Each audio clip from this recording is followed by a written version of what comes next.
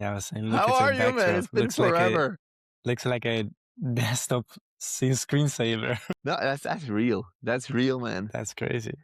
The camera makes it a little bit brighter though, and I'm not sure because over there you see a sailor going Yeah. in. Is it windy? It was like the day was not windy at all, and then in the afternoon, late afternoon, the wind started. Let's start with the episode, man, and catch up on there. Is that all right with you?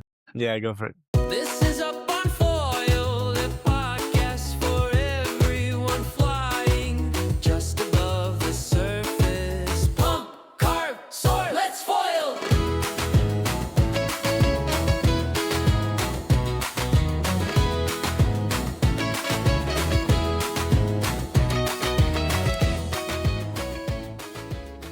This episode is sponsored by Foilsessions. It's the app that tracks all your foiling sports. And now, with the new build, it's going to have pump detection on. So when you pump foil, it can distinguish between pumping and gliding, which is exciting.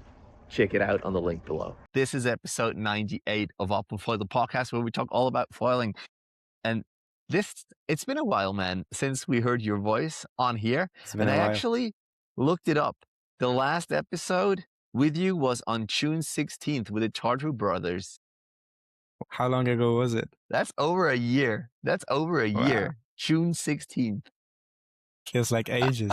It is, man. How are you? I'm good. How about you, Matt? Actually, very, very well. I'm on vacation.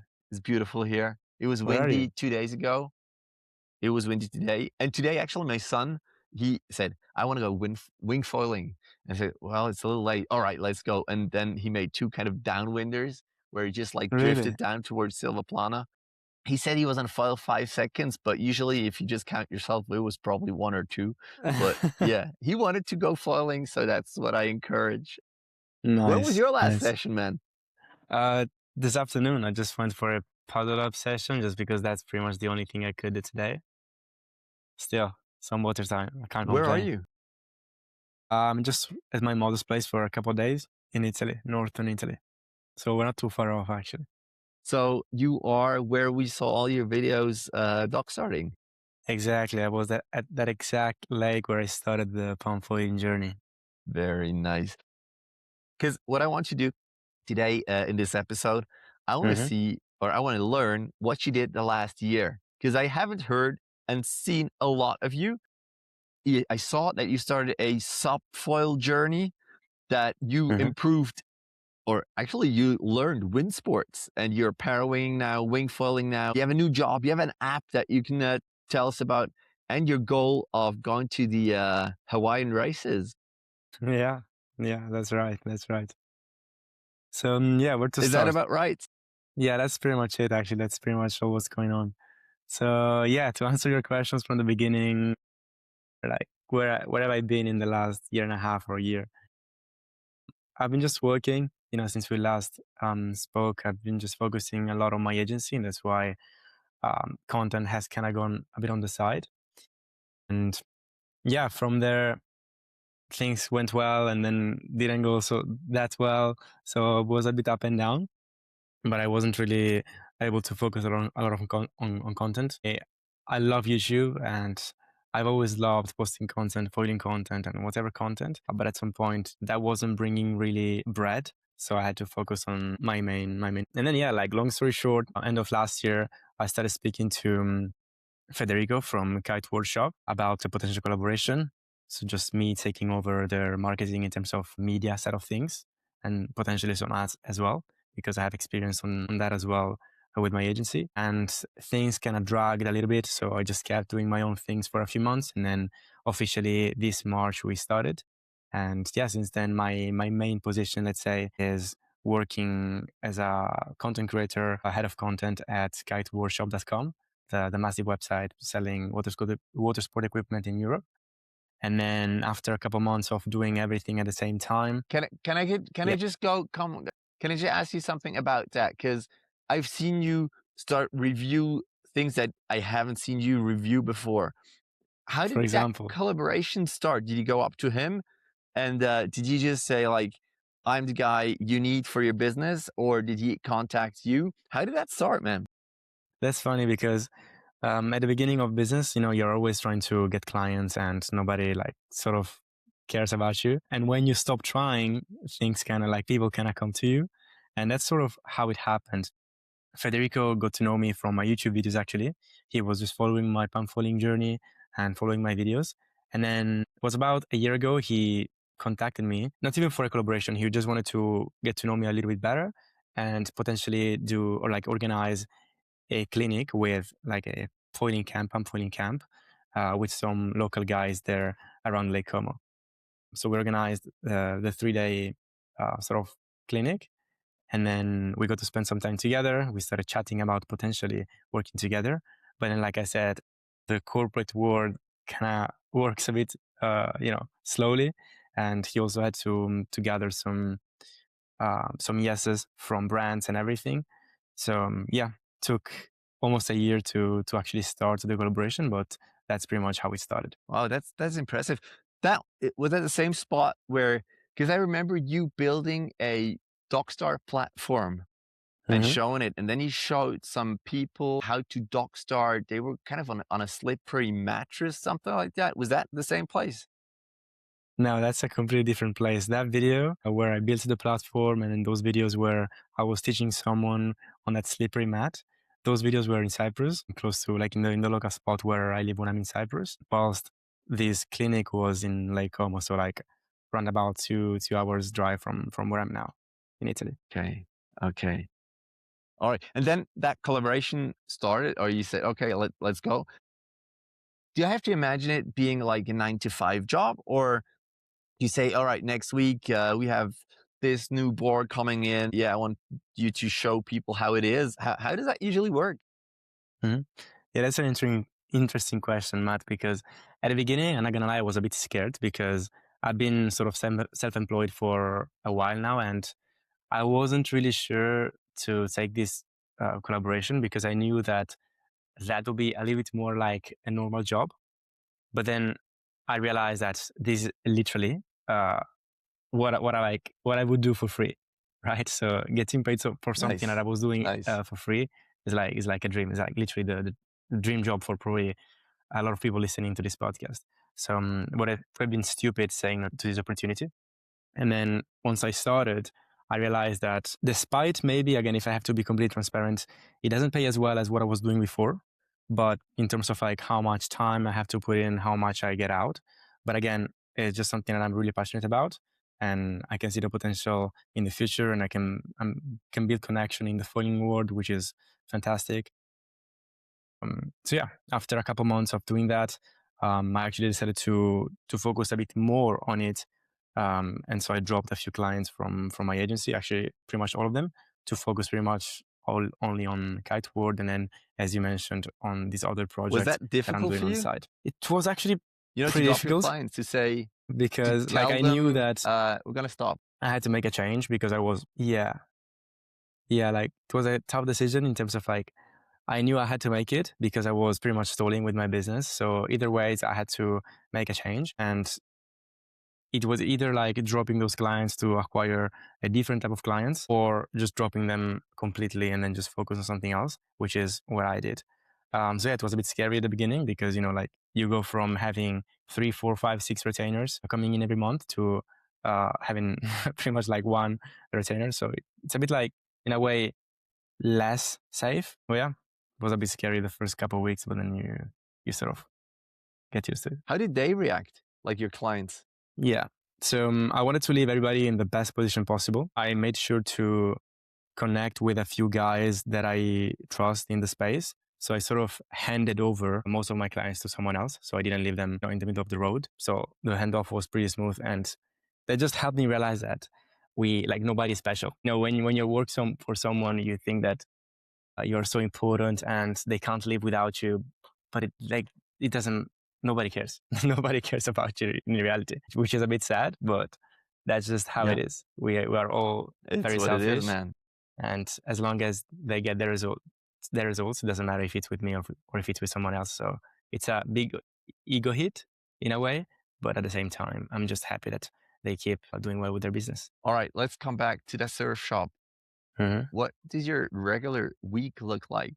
Like, do you plan that yourself, or like the owner telling you, we have this and that gear that needs to be out of our way, please sell it, or please make an ad for that, or something like that? So, because it's the first year, everything is a little bit more complicated and a bit not super organized, let's say. It's getting better over time. But essentially, we have a schedule in terms of we know when products are supposed to go out. Sorry, but we don't know often when they're going to get to the office. And often I need to get to the office in Bergamo from wherever I am in the world to get the products and then test them there or bring them with me and then give them back and then process the videos and everything. So it's a bit of a process. Ideally, in a best, like in a scenario, I receive the products wherever I am and I review them and I just create the videos wherever I am, just much smoother. But again, because it's the first year, everything is a bit more complicated. But yeah, to answer your questions, there is a specific amount of pieces of content that I'm supposed to. Can you hear me? Yeah, you can just keep on going, man. So while Gael is out, please. So while Gael is out, let's hear it from our sponsor, Foil Session. Foil Session is the app that gets your foiling tracked. You can track pump foiling, wing foiling, pair winging, like up and down. When it tracks how many tacks you do, how many chipes you do, gives you nice little badges once you figure out something. So thank you very much, Jens from Foil Session, for supporting the podcast. And you have 5 sessions for free. If you want to test it, go download it, foilsessions.app, and check it out. It's on iOS, so you can bring your phone or your Apple Watch to record your foil sessions. And Gael is back. Yeah, sorry about that. I told you my connection No would have problem, been no a bit problem. You were sketchy saying, here. man. Yeah, I was saying. Yeah, normally there is a number of videos that I'm supposed to put out in a month, and depending on how many products we have to review, I sort of balance between product reviews, comparisons, and tutorials, just to try to stick to a consistent posting schedule. And yeah, the goal is to just mainly get as much awareness as possible. Yes, we want to get sales, of course, because they need to sort of get back in the investment and grow the business. But from my perspective, the main thing is to slowly increase awareness and slowly become the go-to solution for water sports, and in the future also for winter sports that are gonna come in from later this year.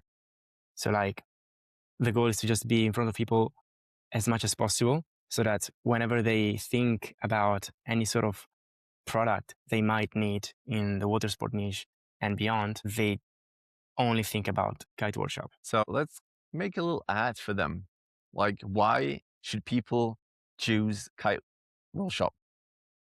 Well, first of all, like I bought from them even before starting to speak with Federico, the CEO, the owner, the founder. And I believe they have probably, at least in Europe, the biggest range of water sport equipment when it comes to like para wings, foils, boards. They literally have everything. They have the best brands. They have the best products, the best prices, and it's safe. Like the shipping is quick, and I've never had an issue with them.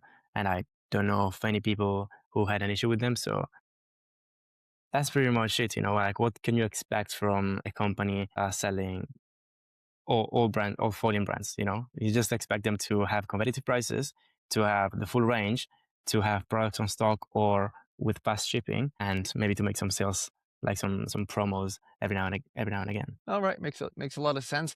How comfortable is it for you to work there? You've been self-employed for a while, Mhm. and now being employed, is that comfortable, or is it fulfilling? How do you like look at it? So on paper, I'm still self-employed. Like I still have my company in Cyprus, Okay. and I'm still the one invoicing them. They're not like sort of paying me a salary. But of course, like I said, it's a bit more like a job. And for now, it's not restrictive at all. Like it was one of my requirements when I first started working with them. I was very clear about like I'm not gonna come to the office every day at 9:00. Like that's just not how it works. And also for me, and also not like even for the kind of job that I'm doing, the position that I'm covering, it's just not possible because I need to be somewhere where I can actually make the most out of my time on the water. And sometimes when I record there around Lake Como, Lake Garda, amazing places, but sometimes like the wind is not as consistent and as strong usually as, for example, I don't know, Fuerteventura or South Africa or Cyprus or I don't know, south of France. So it's not like the mecca for foiling necessarily. So I believe that having a bit of flexibility and being able to move around also allows me to make the most out of my time on the water to be able to pump as much content as possible with the time that I have available. When we last talked, you were the pump foiler, or maybe the foil driver a bit as well, but mainly the pump foiler. And now you've, I don't know if I can say evolved, but you started wind sports. How much do you like it? How was that journey for you? Are you, if it's windy, are you out on a parawing, on a wing, or are you just training your sup? How's that? How's it going, man? Good question. So it started off, with, like you said, foil drive. That sort of showed me how cool it was to just like go downwind. And then I got myself a downwind board and a paddle, and that started as well.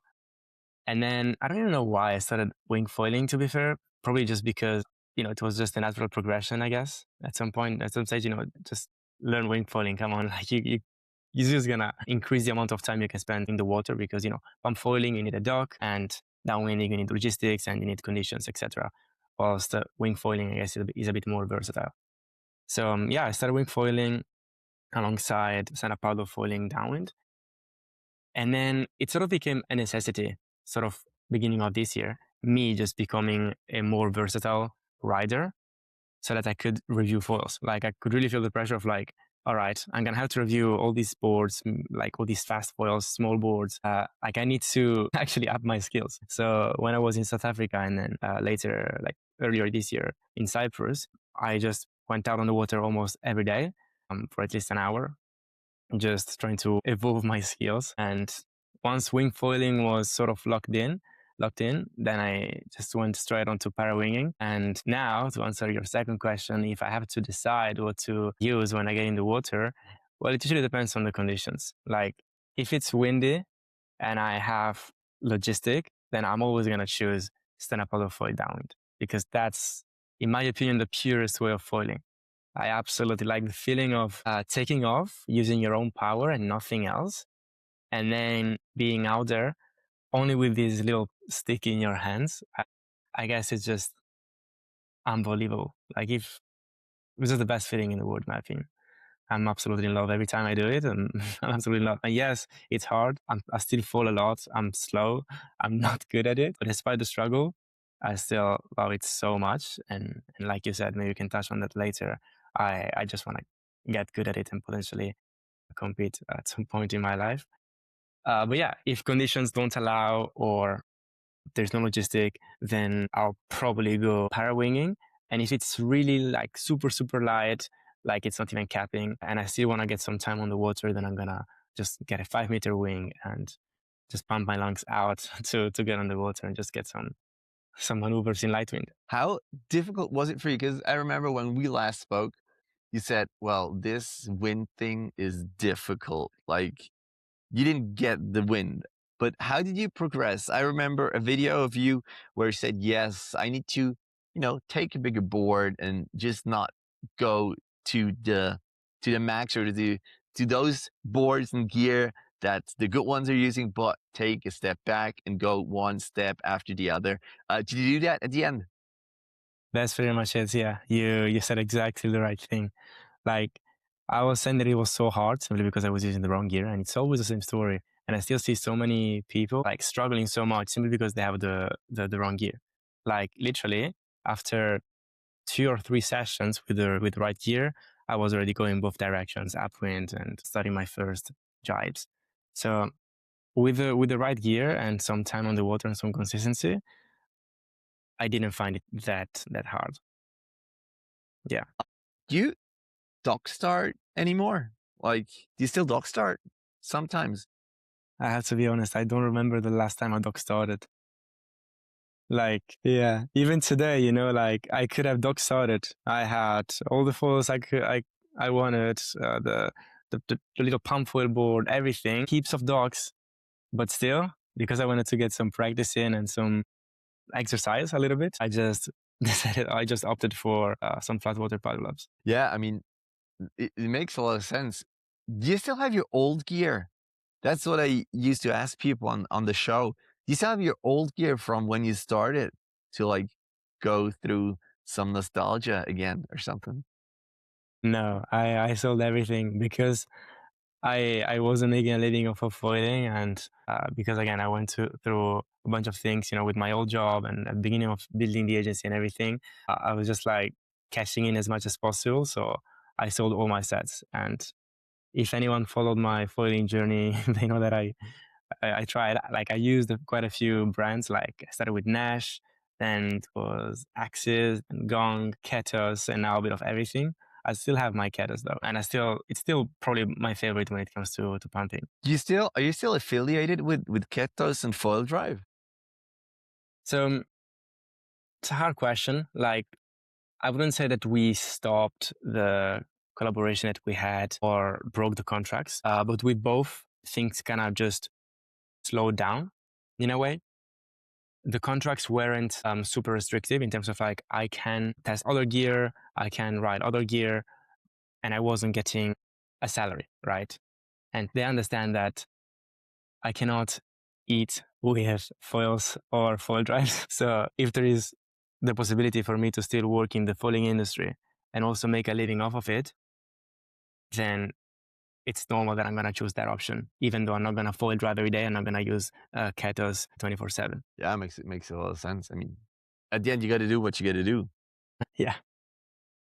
But dock starting, I get it. Like today, I am here at like Plana, and I dock started once, but I was here with my kids, and we Mm-hmm. have the scooters now. Like scooters have entered Yeah. the How the is that? docks, Which one do you have? and I had there was a friend of mine. He had the Benji's foil scoot here Okay, the with some original one. Axis foils.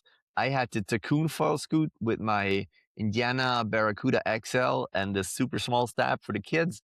And I actually pulled my daughter. She stood on the scooter. She's 6. Yeah. She stood on the scooter, and I took the handle and I just pulled her into the water. And then at the end of the dock, I pushed her and she glided, and she actually started like jumping, pumping. Nothing happened Scary at though. all, even with the super small stab and the shore. But she was Yeah, she's too pumping and just light. gliding down. It was super fun. And then with the Wake Thieves scooter package, everyone's foiling here, and it's crazy, man. Like those kids that were sailing, like one morning we didn't have wind. They went out with the scooter for the first time.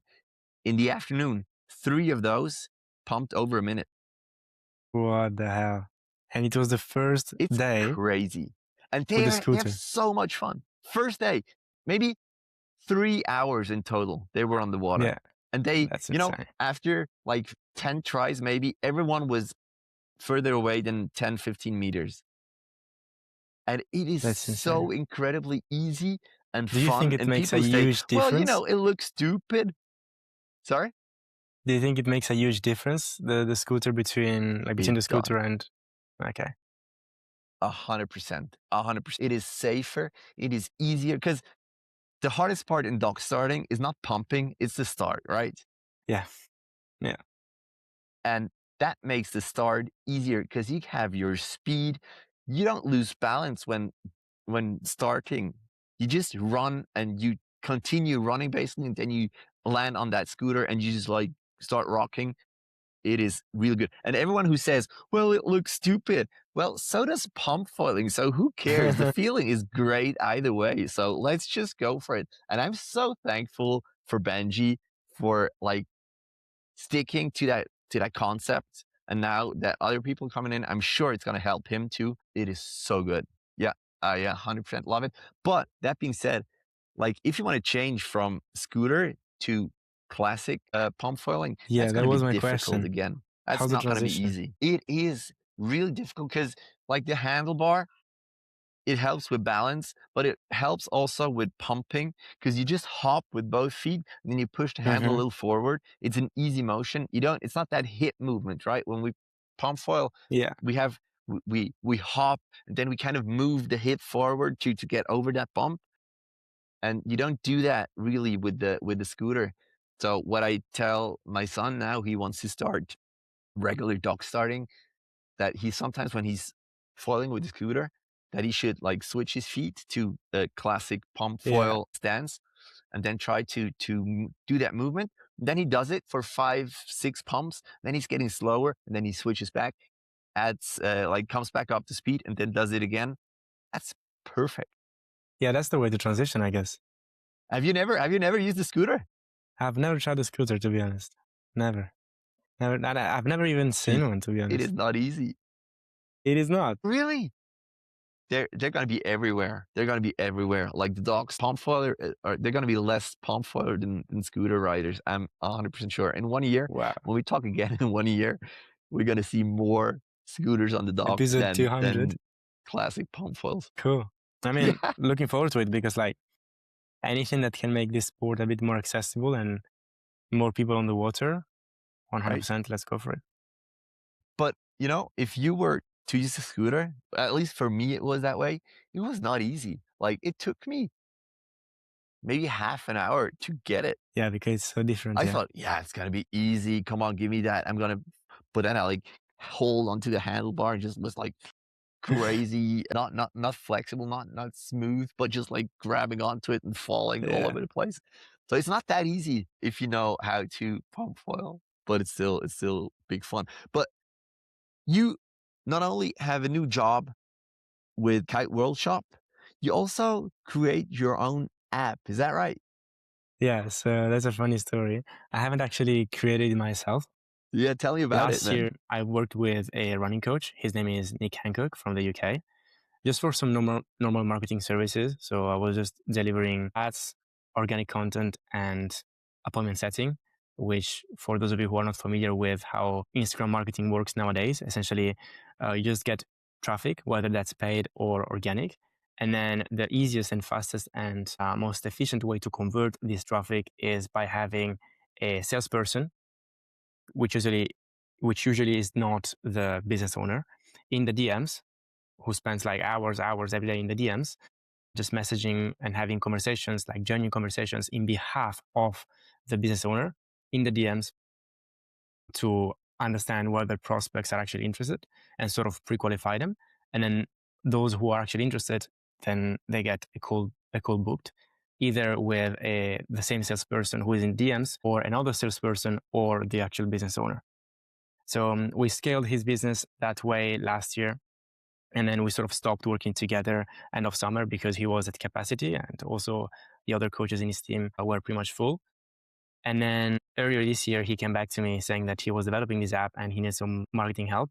And because of, even though like I've never marketed a software, he sort of trusted me because of what I did last year.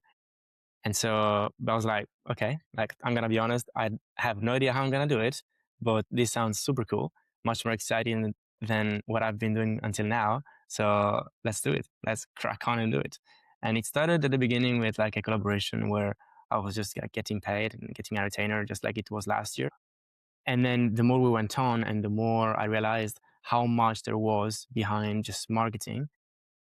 And then at the end of the day, we just became sort of partners. So now I'm, in a way, co-founder of this app. He's pretty much taking care of the coaching brain behind it and all the coding that goes with that to make sure that we have the sharpest and smartest brain for a running app available online.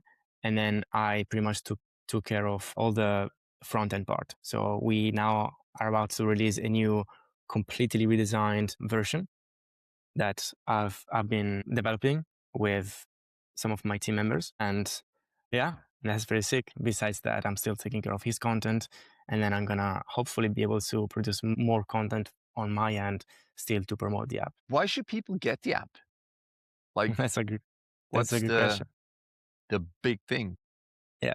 So for all the runners maybe listening to this podcast who maybe tried generic plans or running apps, they know that there are limitations. A generic plan sort of breaks the moment something comes up, like an injury or a holiday or whatever that is. And even if everything is sort of smooth, there's going to be at some point, you're going to start questioning your plan because you don't really maybe understand the why behind what you're doing. And if you don't trust your training, you're not going to train at your best. And if you've tried the other apps, you sort of run into the same issues. Some apps sometimes do some stupid stuff because of how the brain works, because AI isn't really advanced enough just yet to do a coach job. That's why we have a deterministic brain. So it's more mathematic and like an algorithm rather than just relying purely on AI. And again, it happens the same thing. The moment this app that you're using does a stupid thing, you sort of lose trust, and you don't really train properly anymore with the app. You start DIYing your plan again, and you run into the same issue. So our app comes in to solve those problems. So it makes real human one-on-one coaching more accessible, because we understand that not everybody is in the position of investing 200, 300 pounds a month for a one-on-one coach. But we also solve the problems that the other apps and generic plans have. It's an ambitious mission, especially because there are already very established apps out there. But we believe that we can do better, and we believe there's a place on the market for everybody. And at the end of the day, the product always wins. So I'm going to try my best with marketing, of course, through as many avenues as possible. But what's going to make the difference is having the best product on the market. And we're almost there. You know, when I look at running apps, well, I didn't really use, I used to run a bit, but he's gone again. Well, Gael dropped out, which is a perfect place for a second ad. Thank you for Surfers for sponsoring the podcast. Surfers are, well, this is the second. Gael is back. It's going to be a bitch to edit. Just kidding. All good. I can't hear you though. Can you hear me? Yeah. You're back. You're back. I used to run. No, all about your app I heard. And then I said, you know, I used to run a bit, and I used Strava just, you know, well, I did some triathlon. I was not a triathlete, I think, but I did some running, some marathons and some triathlons. But I used Strava just to see what I did. But it's like, oh, that was fun. Where did I go and look at the track? Why do people need running apps? Because, you know, just go run. Mm-hmm. For sure. And there are people who are absolutely fine with just, go out and run. But for people who have a goal, then at least if they're anything like me, like if I have a goal, I want to make sure that I do the best with the time I have available to train for that event. And I'm actually efficient with my training. So people who just want to wing it, they can do that 100%. And that's the beauty of these sports. Like, you don't necessarily have to have a super precise prep and a coach and this. You can just wing it and do your race. That's fantastic. But if you have a specific goal in mind and you want to make sure that you achieve it, and you want to make sure that you make the most out of the time training, then an app, in my opinion, right now is the best thing you can do, because apps are becoming almost as good as human coaches. So why would you spend 300 pounds a month when you can spend 15 quid a month and still get a plan that is almost as good, if not as good? So it's all about like optimization, right? That's like what people want to do with their lives. Yeah. Well, sure. You know, speaking of goals and things you do, you did a crazy challenge yourself, like this Did I? fitness challenge. I don't remember what it's called. What's it called? I mean, it's not crazy. It's not crazy. It's just very normal. It looked like no, crazy. It's very average. It's very average. It's just a Hyrox. Is compared to you who did like triathlons and Ironmans, this is like little bitch stuff. I couldn't have done it, man. I would have stopped. It's just a 100%. different thing. How was it? How much you said, if I remember correctly, because I watched the video is quite a while back. I think you said you didn't train that well for everything. Yeah. You just kind of winged it, didn't you? Yeah, it was a bit like improvised. Like, I was doing CrossFit and I wasn't really running. And then like 30 days out, I just signed up and started running a bit more consistently with the early version of the app, by the way. And that kind of actually got me to a decent point. And then also, like, I had a solid CrossFit foundation, but I wasn't really trained on the specific movements. And then I just pretty much screwed up the race because I misunderstood the briefing and I cut one lap short every run. So then I just took a massive penalty. But I kind of fueled, and now I have the goal to achieve a sub 70 minute on the same race. I'm probably gonna do it later this year, just because again I want to prove myself that I can do it, and then I'm probably just gonna go for something else. Yeah, I mean, it looked crazy. Like I couldn't have done it for sure. But like, if you do an event like that, were there people from the event filming you, or did you bring someone to film you? Because like you had good footage of yourself, and you couldn't bring your Yeah. selfie stick then. So they have a photographer service, just like Ironman has. So there are people on the course just taking photos, and you can buy the photos. But I was like, okay, I might as well just pay a videographer at this point. I have the full thing, and I have a friend who's a videographer there in Cape Town. So I just paid him for the day to shoot, just because I wanted to have some decent footage, even just like for myself to remember the day. Couple of weeks ago, I saw you like asking Baltz a few things like pair winging tacks. I remember Mhm. stuff like that. Because sometimes I felt like you were out of that foiling bubble a bit, and then you came back somehow. How was it to see those familiar faces again, and for them to see you again? Yeah. Yeah, that's true. I was a bit outside of the foiling bubble. I was away. I've been not foiling as much before starting working with Kite World.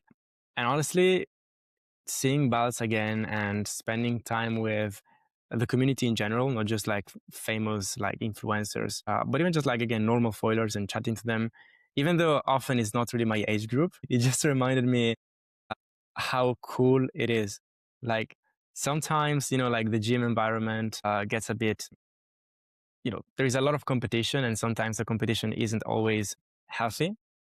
In the CrossFit world and the running world, the community are usually quite strong. But yeah, nothing is like the foiling thing. Like foiling is literally like, No, no, you're good. You're good. Continue, man. I can still hear you. Yeah, you just finished your thought. That's all good. Now he's gone. That is no problem. That gives me time to tell you about the sponsor of the show. It's Surf Ears. Surf Ears are earplugs that like close up your ear canal so you don't get exostosis, but it still lets sound through. So you still can hear, but you protect your ear against the cold, against exostosis, and also against infections because the water that gets in cannot get out. And if it's dirty water, it's not like here, then you might get infections. So get your surf ears on the link below. And let's wait for Gael to come back on. And there it is. Gael, it's no problem that you're away. I just like I have two sponsors of the show. I didn't have those when we recorded our last episode. It's Foilsessions and Surf Ears, and it just recorded a little bit, a little sponsored talk where I just talked about the sponsor. So it's all good. You can leave, and I can just like mention them again. go for it. No, but we're all good. We're back, man. We're back. Cool. Yeah, so I was just saying So being that back with when you everyone was foil, was was was probably really cool. Were you able like to go out yourself though? Because I don't remember seeing some images of you on the water actually. yeah, that's the downside of being the, head of content, because of course there's a lot of filming involved. And often at these events, I spend more time on land recording than on the water. But then when I'm by myself and I maybe have a videographer who can record me, or a friend who can record me, then I kind of make up for it and spend as much time as possible on the water. Yeah, because that's still the best thing. But still, like being out with these guys, I can sometimes we have events. We had the X project that was like a Hmm. week ago, where there were Mickey, Balds, Rob, all the great foilers, Yeah. Kevin Down, crazy wing foilers, surf foilers. And I wanted to do a little video, but I also wanted to get on the water. So I was just like, yeah, I'm going to film a little bit here, but I'm going on the water as well. So the video might have not turned out super well, but it was still super fun. And Yeah, I you got enjoy the to day more. show some things would happen. Yeah, it was so important as well. Yeah, Like, especially for me, as I have like a 9 to 5 job, basically, still important that I get my water time in. When's your next water 100%. time going to be? Tomorrow? Another flat water? I'm not sure tomorrow I'm gonna get in the water. Perhaps, maybe for a pump foiling session, for a doctor session. Now you sort of put a little bit the nail in my head again. I want to see if I can doctor some What did small you bring? foils. Did you bring your gear? I mean, I have everything here. Like I have all my kettles. Like this is sort of like my base in a way. I spend probably a week or 2 weeks a year in total in here, but still I have like, for example, my snowboarding equipment, all my kettles foils and everything. And now I have even some other gear that I'm testing for Kite World.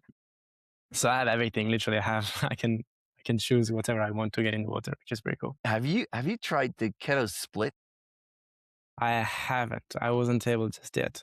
I was supposed to go to Lake Garda last weekend for the races and potentially put my hands on it, but unfortunately, for work reasons, I wasn't able to get there.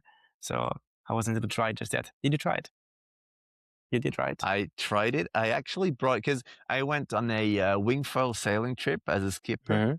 and Keto sent me the split to review. And it was, first I thought, well, can that really work? And I had a podcast with Adrian Roper from Axis, and he said, that's never going to work. And I tested it and it worked. And, there were some little gaps between the tips and the core because it was a prototype, was not the end product. But you didn't feel it like at It's all. all. And it felt Yeah. super comfortable.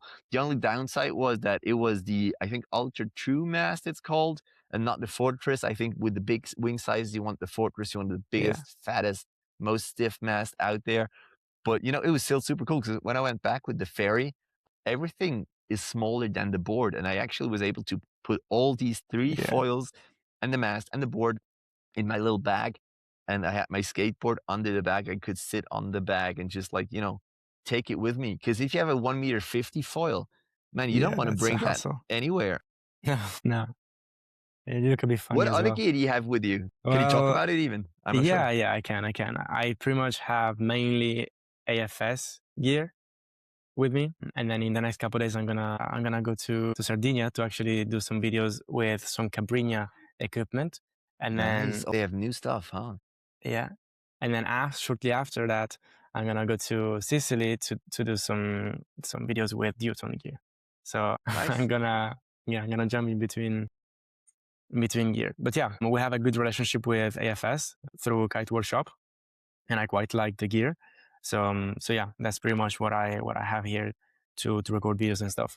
Because unfortunately, because Ketos only sells directly to consumers and not through other parties, then it's not the best thing if I show Ketos equipment in the videos for Yeah. Kite Workshop. It doesn't make much sense. Makes sense. But speaking of AFS, they have a new Pairwing out. You have it? Yeah, Are have you you tried gonna it? be? Do you have it with you? I have it with me. How is it? I haven't tried it. I haven't seen it. I've just seen some videos of Alan. Mm-hmm. So I'm gonna be completely transparent. I wasn't able to actually properly test it.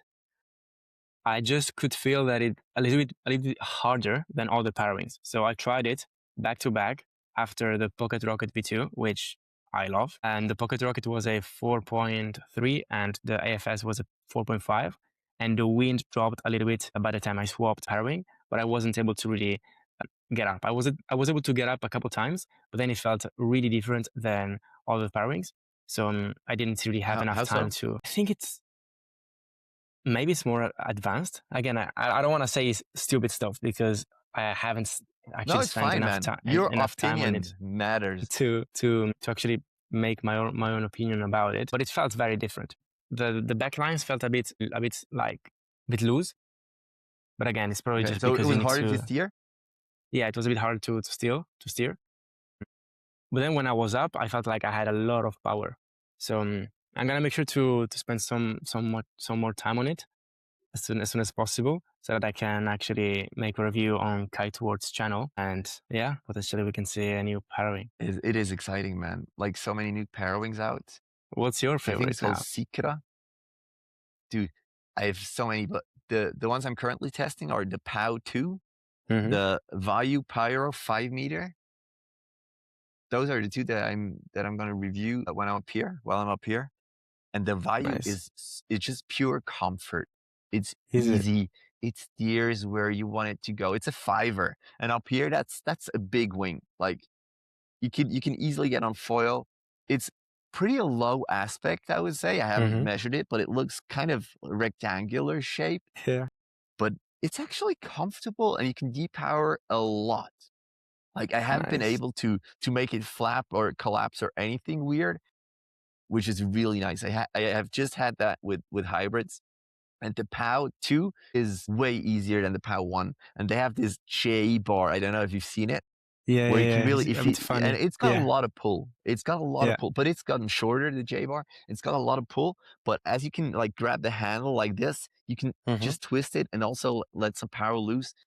It's a Okay. little bit more, let's say, agile, not calling it twitchy, but it reacts more to your steering. So Mm-hmm. you have to be a little bit more delicate, and the value is just comfort, man.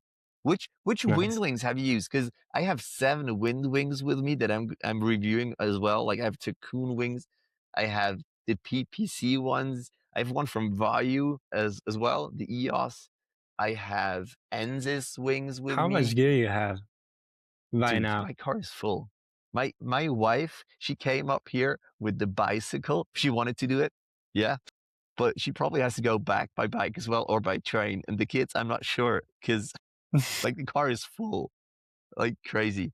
But I That's brought great. their scooters as well. Like the That's scooters are important. for them as That's well. important. So, but the car is full, really like nothing. Crazy. Yeah, crazy, crazy. Which wings have you used? Have you used some Vayu wings? Because that's Now also super comfortable.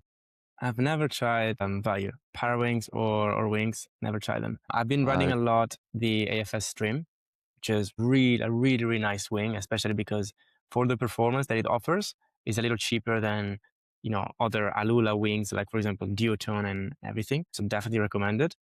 And then I've tried also the Stream One, which is the cheaper version of the Stream, which cheaper leading edge materials, and it feels pretty similar to the AFS. But last week I've tried the new Halo Pro 2 from Core. okay. That is not out yet. It's probably gonna go out in a month or so, and it's different. Probably Core like does weird stuff when it comes to kites and wings as well. And I can only tell you that it was a 4 meter, and it was probably 7 knots, and I was on a 75 liters board. And yes, I had a generous foil, but I was able to get up, and it was really powerful. But yeah, I want to try it in decent wind before I make a proper review. But it looks Yeah, that makes promising. sense. It's very expensive, but it looks like a really nice wing. They are gonna send me their pair wings. They just came out with pair Nice. wings. They're Yeah, gonna so send me their wings. They should actually be on their way up here. So I'm nice. curious how those are because they've waited for a while as well. Like Yeah. usually Core is not the fastest, but then yeah, obviously things are gonna be good. It's so exciting. Like with the wind wings, I feel like there's not a big difference anymore from wing to wing. Yeah, that's The true. difference compared to maybe 1 or 2 year old wings is quite huge. But now all the newer wings are good. That's true. They're just slight differences, and I detail agree. makes like a lot of it's super important. For example, if you have a boom and the front edge of the boom, there's no padding. For me, that's a big minus. That's true. Yeah. It's just a little padding, nothing more. But it's super Yeah. important because you ding your boards. Yeah. Yeah. Crazy for me. I think So details are so important. what's your power wing of choice now? If you have the car full of power wings and there's the best wind, the best conditions, which one you grab? Must have one. For honestly, right now, I probably go with the Vayu, the Pyro, but I've just used the 5. I'm not sure how different sizes are because sometimes one size of a brand is amazing and then the other sizes are not Yeah. that good. So it's not scalable. And when I do reviews, I specifically do reviews about that specific size of pairing. Like, for example, the hybrid from 777 amazing wing. The 7.2 hybrid, very difficult, I thought, to use. So it's not just 777's pair wings are awesome. They are good, but like depending on the size are different. And also, then again, still, I'm an intermediate rider. So, maybe you're super good and for you it's not a problem. You don't drop it in the water, you don't fall. So maybe it's going to be totally different. But I thought, like, my perspective as an average to intermediate rider, that's just my opinion. Yeah, do with it whatever. Nice. I hope I'm gonna get the chance to try it. Yeah, you should, the pyro is really, really good. Man, do you have anything? Well, of course, you have the Hawaiian race somewhere in your future. Do you have like the year set already, or are you just gonna continue practicing until you're there? hmm I'm just gonna get as much time as possible on the water. I wanna first peel off this layer of getting this sub 70-minute Hyrox Pro solo. So ideally end of this year. And then a few weeks ago, I received the confirmation that I got accepted for Cape Town Marathon 2027. So I'm also gonna train for that. I'm still gonna foil on the side with my app, of course. Yeah, and maybe try to shoot for a, I don't know, 3:30 debut. It's a bit ambitious, but I think I can get there. Yeah, and then I'll see where I'm at next year, like around April, May, and then see if it's worth me, you know, doing an adventure to Hawaii in 2027.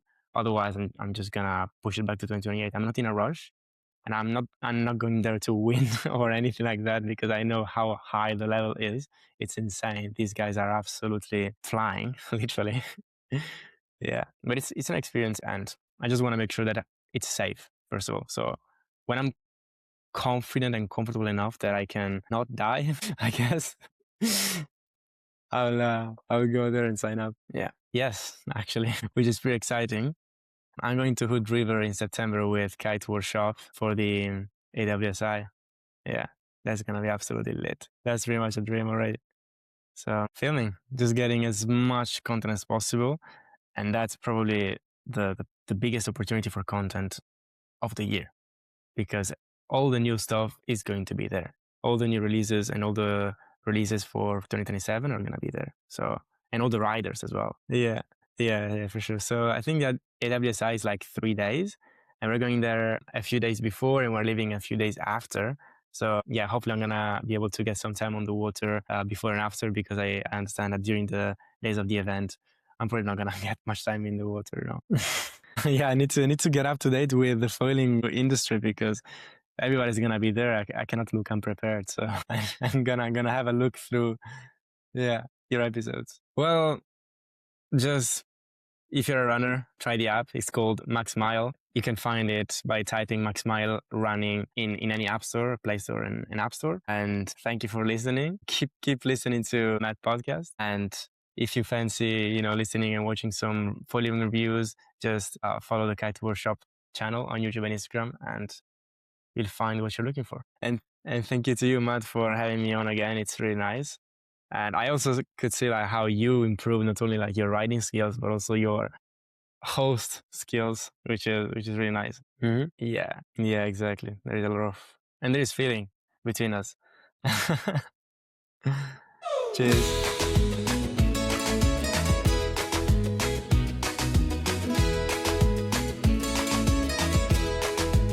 This is Up on Foil, the podcast for everyone flying just above the surface. Pump, carve, soar, let's foil!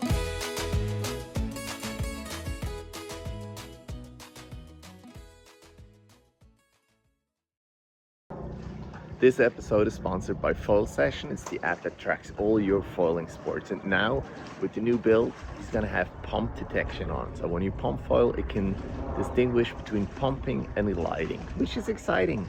Check it out on the link below.